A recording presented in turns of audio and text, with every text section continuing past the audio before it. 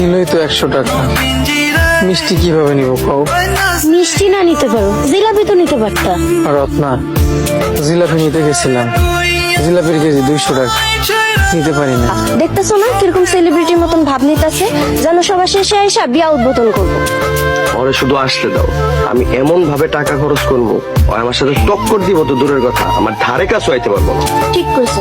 বড় দুলো ভাই মিষ্টি খাইছি, এবার আপনার মিষ্টিটা দেন, খাইয়া দেখি। আরে আমি তো বিক্রমপুরের খাঁটি মিষ্টি আনছি। মিষ্টি হইলো 20, আর আপনারা সবাই আমার আপনজন, আপনজনের লাগে কেমনে 20 আনি পান্ত? ছোট জামাই, সবাই যদি তোমার মতো স্বাস্থ্য সচেতন হইতো তাহলে দেশ আর কোনো রোগ থাকতো না। শান্তার গায়ে হলুদ আমি 10,000 দিব। ঠিকই কইছো, এবার দেখবো রত্নার জামাই কত দেয়। কত দিব? বড় জোর 1,000 টাকা দেবো, আর বেশি দিতে পারবো না। এই তো শুধু অগ ভাত চুপটা দেব। মোটা অঙ্কের টাকা দিব, তুমি কি করবো?